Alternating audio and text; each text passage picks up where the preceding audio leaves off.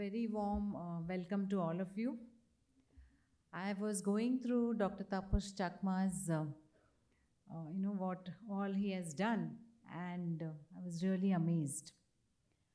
I would like to dedicate these 4 lines to him. इरादा बुलंद था, आजमाइशें बहुत थी, समंदर नापना था, पर सिर्फ हाथ की अंजलि थी. So, your work was so inspiring that I thought your introduction that is put up there is for everybody to read. But what you do, what you are doing, and the effect is much, much more, which cannot be summed up in your CV. So, ladies and gentlemen, it gives me immense pleasure to introduce the extraordinary Dr. Tapas Chakma, a man with a mission and a man with an extraordinary contribution to the community. His work in the area of tribal health is nothing less than a feat. And actually, it can be summed up in the title of his ICMR publication, Touching Lives Through Research. I think that's a very apt title to all the work that you have done. Dr. Chakma, among his many endeavors, has been a major stakeholder in contributing to the control of a number of issues, especially his work on fluorosis. I remember reading fluorosis as a student and then teaching it, and I don't think it now regularly exists in my vocabulary. When I was going through your work, I understood that we are still there. We haven't progressed much. And we are so much preoccupied with our overweight, obesity, and so many other metabolic conditions in the cities and in the well-to-do populations that we are totally not aware of. We think it's like a parallel life of the rural and the tribal regions. So I really salute you for delving into that. So fluorosis, mental health, hypertension, diabetes, and addictions, especially your tobacco and so on. These are some of his forte in which he has really dwelled into. He is very actively associated with Nirman project at Gadchiroli. I saw that little appeal that you have made to the doctors, asking them to join you in the rural mission. I like the frank way in which you said that your monetary emoluments may not be that good, but your life satisfaction will be very high. I think the youth should be motivated, not just the doctors, the young nutritionists, dietitians, the paramedicals, the healthcare worker, and anybody and everybody who wants to uplift the society. We have to remind ourselves that it is not Mumbai, Delhi, Kolkata, but also the regions beyond. As you can see very well on the CV here, that Dr. Chakma is a recipient of a number of awards. He has also co-authored and written chapters in books and has more than 50 published papers and in peer-reviewed journals. So let us not wait more, but listen to the Dr. Chakma to deliver his talk and enlighten us with his experiences. I'm sure this will be a very, rejuvenating experience for us, because at the core, all of us want to do well for the society. So looking forward, Dr. Chakma. The entire focus on the metabolic syndrome is overweight, obesity, too much of food, too much of choice. And I am working in a rural, remote, tribal population where there is no food. But still metabolic syndrome is there. Now let me introduce a very brief how it started work. I was working with fluorosis since 1995. I extensively work with fluorosis and doing a simple intervention of nutrition supplementation and reversing even the bone deformities in the children, even in the adults you can do with very simple interventions. The public health interventions are actually small. If you put your mind in the public health, the interventions are small, but it benefits in millions. That's the beauty of public health. In a physician, in a doctor, the MD medicine or one, they treat one by one. You treat him, one patient benefits. In public health, the benefit goes in millions. That's the beauty of public health. It started in 2005-06 when WHO first time released an advisory that because of the rapid increase in the hypertension all over the world, the salt intake should be reduced to 5 grams per person per day. The moment that advisory reached India, the two of the eminent scientists, the public health experts, and the people who are working with iodine deficiency disorder, Dr. C.S. Pandav and Dr. Karmakar from All India Institute, they immediately shoot a letter to our DG ICMR. This should not be implemented in India because there is a fear of IDD coming back. Because in iodine deficiency disorder, you recommended 10 to 12 grams salt per person per day, so that you get 100 microgram of iodine. Then the task force was formed in ICMR. Look into this matter. Is there a possibility? What is the status of salt intake in India? What is the status of their iodine intake status? And that is how I was part of the task force, and that's how the projects were given, and different projects were initiated, and we collected all the information. The average salt intake in India is around 8 grams per person per day. But the salt intake which has been considered that 8 gram is the NNAB data from NIN, which the methods they used is the 24-hour dietary recall method. And the drawback in the 24-hour dietary recall method, you eat food outside is not considered. So it doesn't give you the actual salt intake. So then what is the alternative if you want to do an alternative salt intake? So you do the 24-hour urine sodium, 24-hour urine iodine, and not from the hospital admitted patients, it is from the field. Because the moment you are hospitalized, your diet pattern changes. So that is not the true sodium intake, that is not the true salt intake you will get. So that's how I went to my field area, made a project, collected 24-hour urine, and it's around 33 villages, tribal villages we did, and then the results were shocking. The total hypertensions among the tribals was 23%. 7% of the hypertensives were less than 30 years.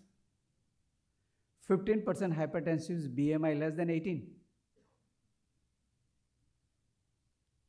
So that shook, everybody was not ready to, digest that kind of results. The common wisdom is, why that tribals will have hypertension? They're living in a free environment, they don't have stress, they don't have this thing. No, they do have stress. Poverty itself is a stress. Food insecurity is a stress. It's not that they have to achieve a target of 10 million this thing by end of this month, otherwise their salary will be, no.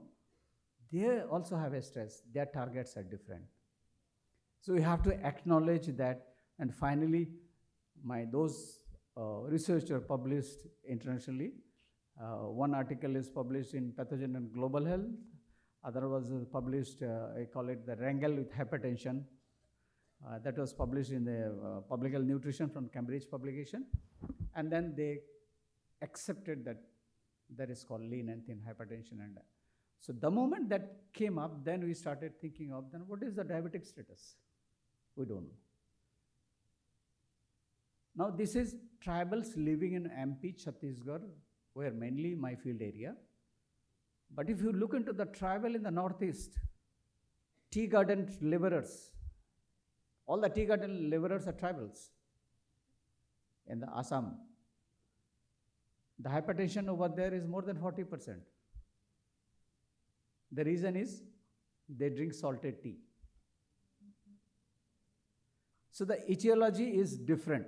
The risk factor is different. Then, anyway, so it started like this.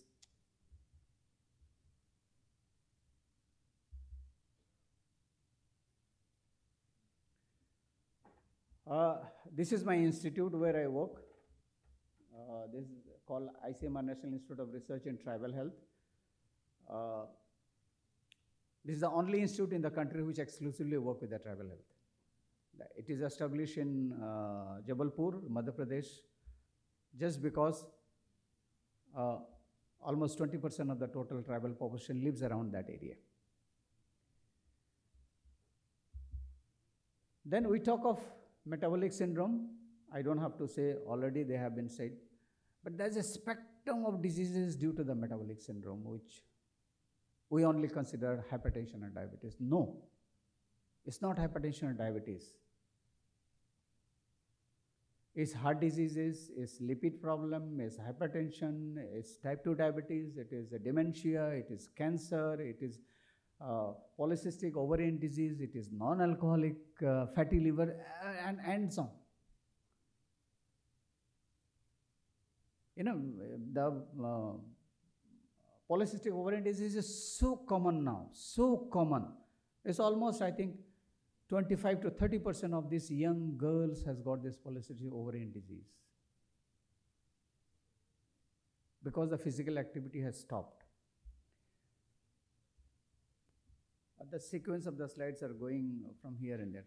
So the metabolic syndrome is basically, you know, there are 5 identifiable problems. There's a low level of high density lipoproteins, elevated blood sugar, high blood pressure, excess of weight in the abdomen or abdominal obesity, and hyperglycemia. If you have 3 out of the 5, you can be labeled as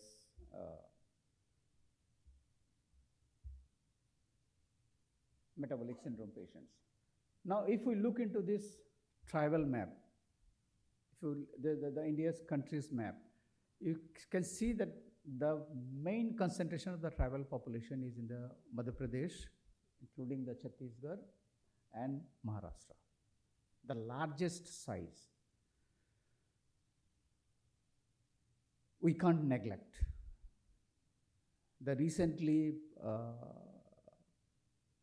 the India diabetic study was done, it was published, and the missing part was totally they have not taken the tribal population. There was no representative sample.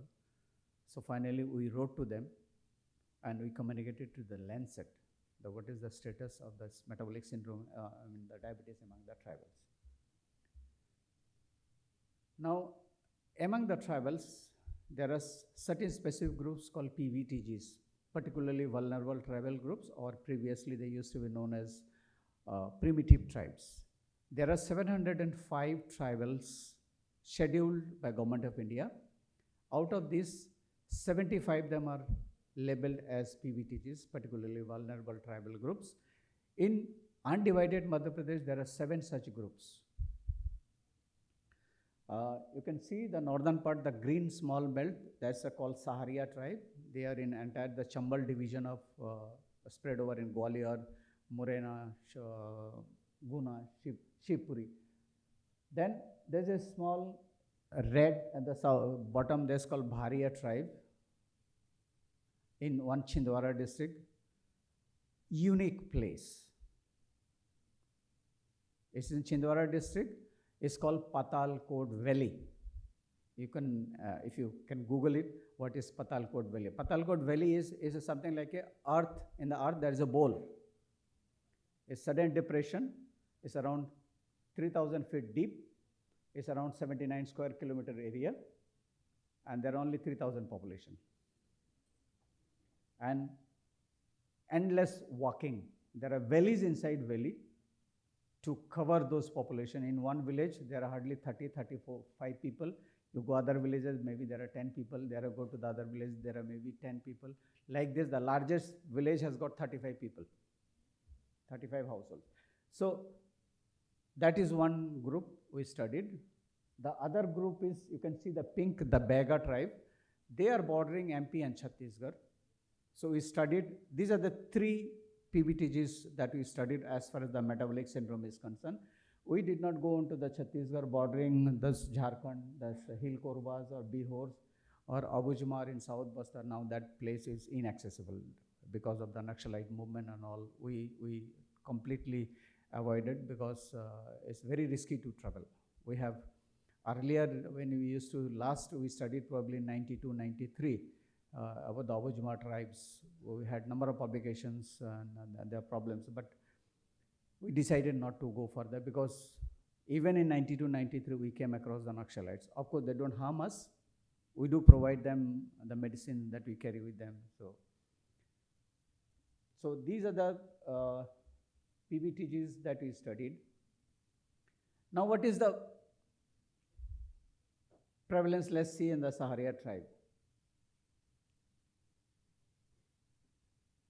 Overall, you can see the metabolic syndrome in the tribe is around 6%, but you look at the hypertension is around 18%. This is one of the poorest among the tribes. The area is absolutely dry, no greenery. The water level is around 150, 200 meter deep. Even the wells, 3-4 kilometer distance, maybe one well you will find, and you put a bucket to fetch that water, it will look like a glass. It's so difficult, and you can't draw with your hand. 150 meter deep, one bucket, you need a cow or something with a pulley to pull that one bucket of water. And this area has a high migration rate with the travels because this area completely without water in mid-March onwards. So they migrate to Rajasthan, migrate to neighboring areas, and they come back in July when the monsoon comes. So it's a very extremely difficult, the temperature goes around 46, 47 degrees from March onwards, difficult to survive, difficult to live. So all the parameters you can see is there. Overall, it is metabolic syndrome is around 6%, but if you look into the diabetes is around 6%, hypertension significantly high. And mind it, there is no obesity among them tribes. Neither this tribe, neither Bega tribe, none of these PBTGs has obesity. I'm talking obesity means BMI more than 25. No, it is almost absent.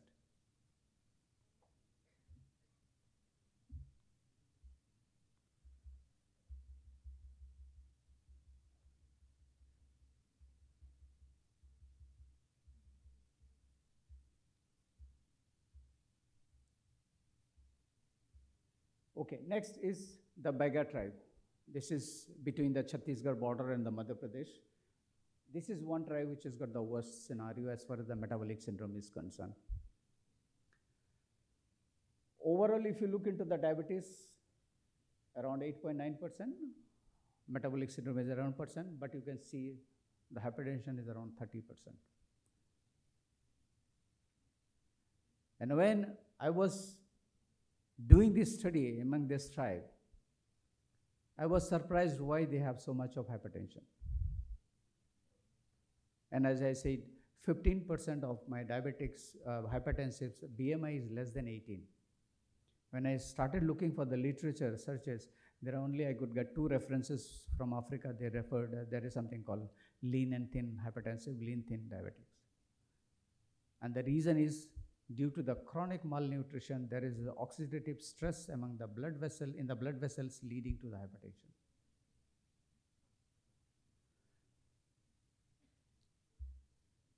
Then this is the other tribe, Bharia tribe, which is, as far as the metabolic health is concerned, they are the better one.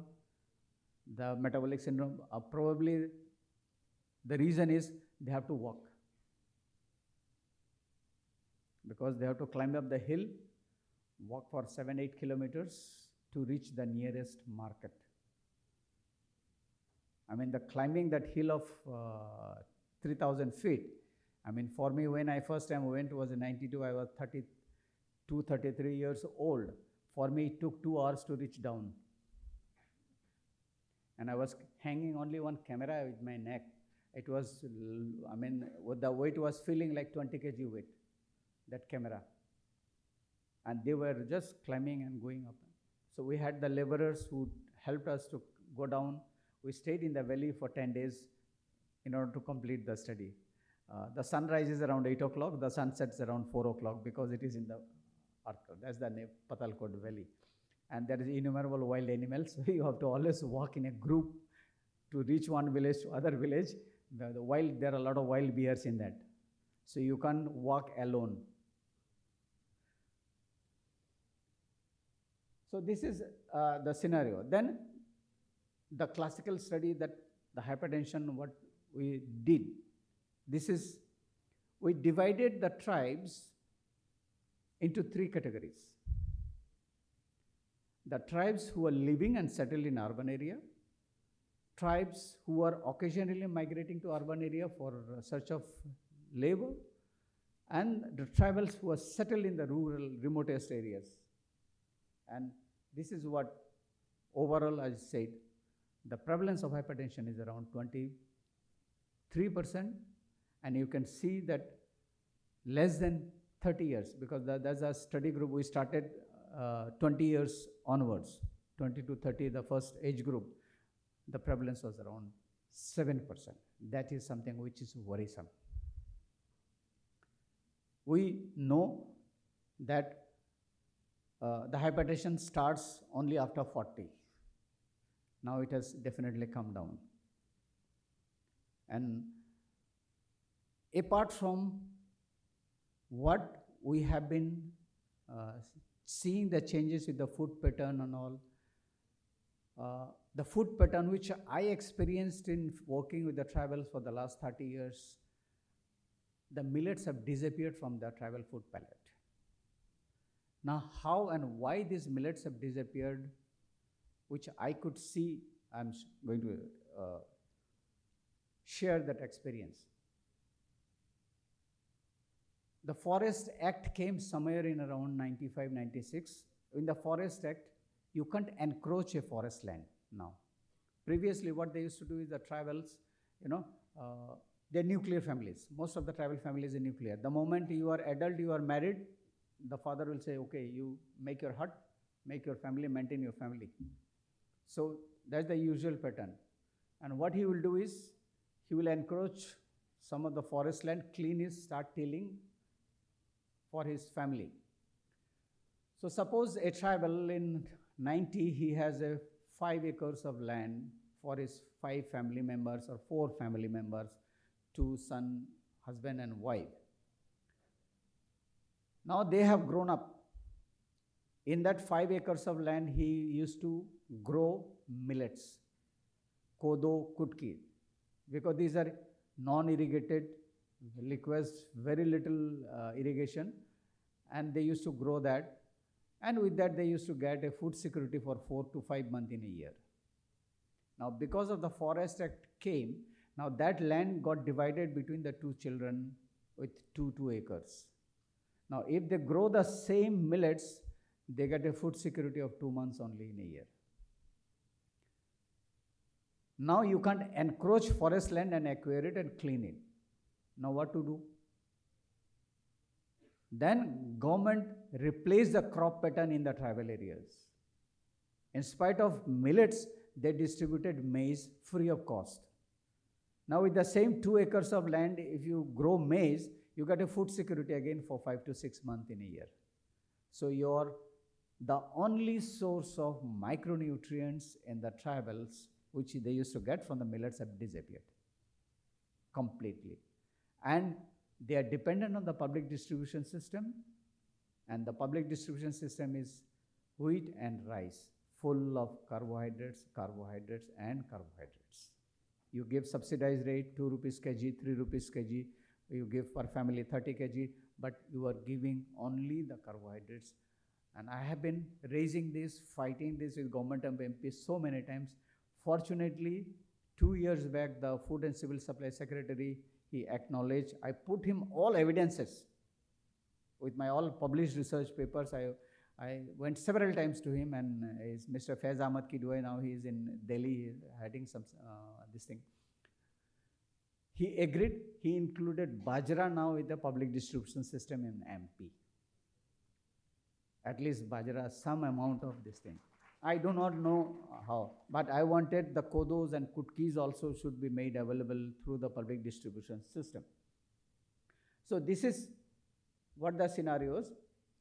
And this is something, when we saw this, you can see that the tribals with the different tribal groups, the hypertension, you can see the red bar you can see is the occasional migratory group. You can see that the systolic blood pressure, their prevalence is much more than even the tribal settled in urban area. This is something struck to my mind. Why this migration, why these migratory tribes who are coming only for occasionally 2 to 3 months away in the urban area is getting. So when I interviewed that, what is worrying them? I mean, it is something absolutely beyond my imagination, and I'm sure when I share it, it will be beyond all your imagination. मैंने पूछा क्या परेशानी है? I interviewed several of them. And you know what they say? A migratory laborer, suppose he leaves his village, he comes to a construction site in an urban area. He stays there. They are being paid weekly. I think all of you may be knowing it. They are paid Monday to Friday. Saturday you work, Saturday evening you are paid your wages. So suppose he gets his wages around 300 rupees per day, which is much below what the government fixed the minimum wage, but they are paid on an average is around 300 rupees. The contractor, this thing, they exploit them. Even in 300 rupees, so on Saturday he is being paid 1800 rupees. So he keeps this 1800 rupees, maybe he spends 100, 200 rupees for himself on the Sunday, the only day he is off of the work. Now imagine when he goes to the work on Monday, where does he keep that money, 1500 rupees cash with him? And that accumulates every week. End of month, he has something like around 6,000 rupees with him, which is a huge amount for him. Will I or you be comfortable carrying 6,000 rupees cash and working as a laborer? There's a continuous stress of losing that cash, spoiling the currency notes, and there is no Sunday bank, there is no evening bank for them. I raised this issue in many forums, even in Delhi. The Tribal Ministry Economic Advisor says, they have a Jan Dhan account. I said, yes, they have a Jan Dhan account that is 300 kilometers away, where their native place. That is why in every construction site laborer, they don't stay continuously more than 1.5 to 2 months in a place. They just disappear suddenly, leave the money at home and come back after 3 days. Until they leave, that is a huge stress with them. I don't know how to solve this problem. I surrendered. I said, this is what the problem I faced. I found it. I shared it with everyone. My job is disseminating. I'm not a financial expert to look into it, how to do it. I shared it. Yes, this is a problem among the stress, continuous stress. That's why I said, poverty itself is a stress. Food insecurity is a stress, especially with the woman. She has to feed her children. Start from finding the firewoods in the morning and gathering the green vegetables from a nearby, whatever leaves vegetables they get, and the cooking and feeding the children. The man folk is probably drunk and lying somewhere. That's the reality is in the tribal areas. Now, if we look into their diet pattern, so I thought I included after discussing last night in the dinner that diet pattern. What is the diet pattern? What they eat? So you can see it's a full of carbohydrates. It's a carbohydrate-rich diet. The staple diet in the morning, they call it page.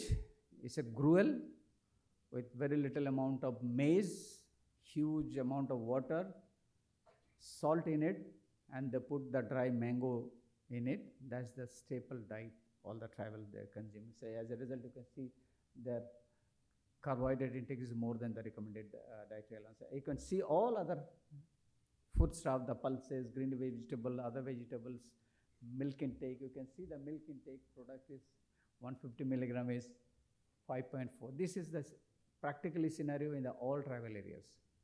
If they have a cow, milk is for the calf, not for the humans. They don't milk. Tribals don't milk the cows. They stay so close to the nature. They don't milk. They say it is a sin to snatch that milk from the cow and to give it to the humans rather than for the calves. So they don't milk. So you don't see. So as a result, what you see? You see the micronutrient profile. You see all micronutrients. You see the calcium intake, 1/3 of what is recommended.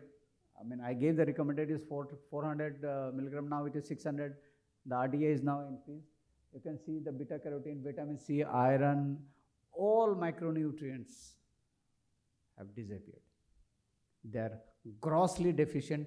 Probably that's one reason why there is so much of metabolic syndrome coming up. Now, if you look into specifically the risk factors, what I found in the tribal areas, you can see a lady, 36-year-old, weighing 38 kg with 360 blood sugar. Now, these are the patients extremely difficult to treat. There is no insulin, and you can see that she is walking barefoot. And we say the diabetic foot care.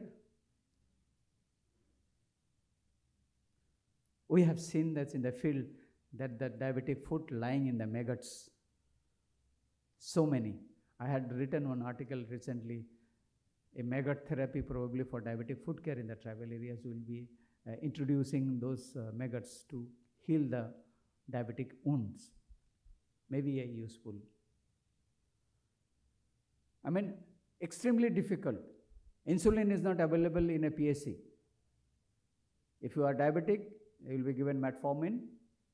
That is available up to PSC level. But as far as, okay, I'm overshooting my time. I'll be finishing in, I think, probably 5 minutes. So this is the scenario. These are extremely difficult to treat.